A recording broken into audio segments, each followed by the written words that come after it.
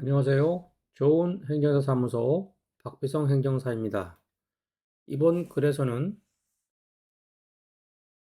사회적 협동조합의 운영사업, 임원에 관한 사항, 그리고 사회적 협동조합의 특징에 대해서 살펴보도록 하겠습니다. 사회적 협동조합은 소액 대출 사업을 할 수 있는데요. 사회적 협동조합이 소액 대출 사업을 하려면 정관의 대출 자격, 1인당 대출 한도, 그리고 대출 시 대출 이자율, 대출한 분이 이자에 연체될 때 연체 이자율, 그리고 대출 위험에 대한 관리를 어떻게 하는지 그 회계에 관한 내용이 정관에 기재되어 있어야 합니다.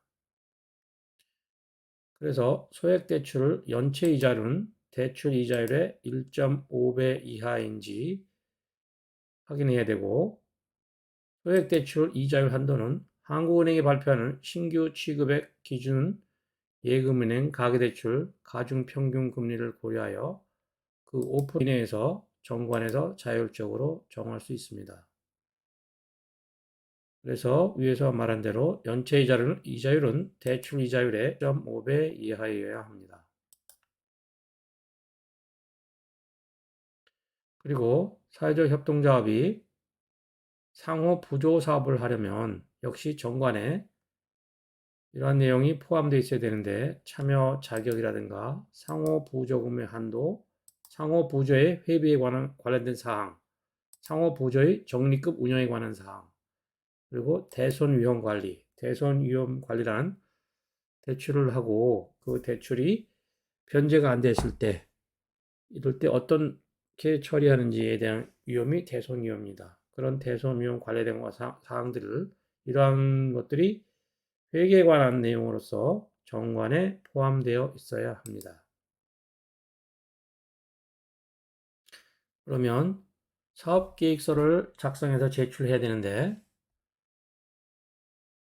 이런 사업계획서에는 수치화된 목표, 누가 어떤 역할을 하는지 역할 분담에 관한 내용, 자금 조달은 어떻게 할 것인지, 평가 방법 등의 내용이 가능한 구체적으로 포함되어 있어야 합니다. 그리고 설립 동의자는 5인 이상이면 되고, 운영 목적의 공공성과 사회성을 고려하여 생산자, 소비자, 직원, 자원봉사자, 후원자 등 다중 이해 관계자가 참여하도록 하여야 합니다.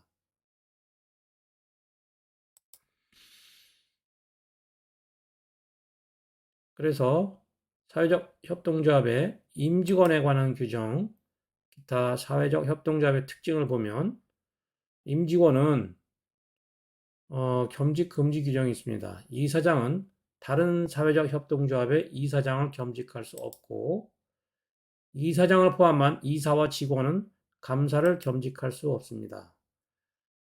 감사가 이사와 직원의 업무를 감독, 감사를 해야 하므로 겸직하면 오른손 왼손이 되어서 안 되겠죠. 임원은 해당 사회적 협동조합의 직원을 겸직할 수 없으나, 직원을 겸직하는 임원 수가 임원 총수의 3분의 1을 초과하지 않는 범위 내에서, 즉 3분의 1 이하는 임원의 직원 겸직이 가능합니다.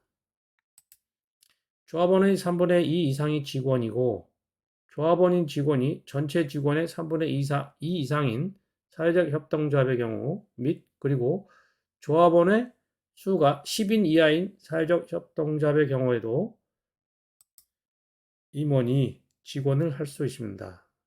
직원 겸직이 가능합니다.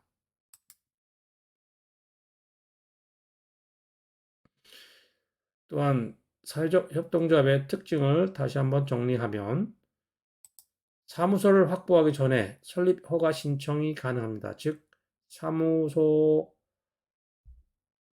확보 서면, 즉 임대차 계약서 등이 없어도 설립 허가 신청이 가능하고요.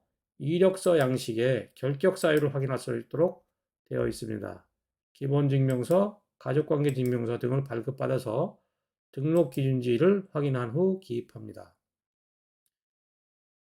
사회적 협동조합은 사단법인에 비해서 출연 재산이 많지 않아서 부담스럽지 않습니다. 또한 사회적 협동조합은 5인만 되면 설립을 할 수가 있습니다.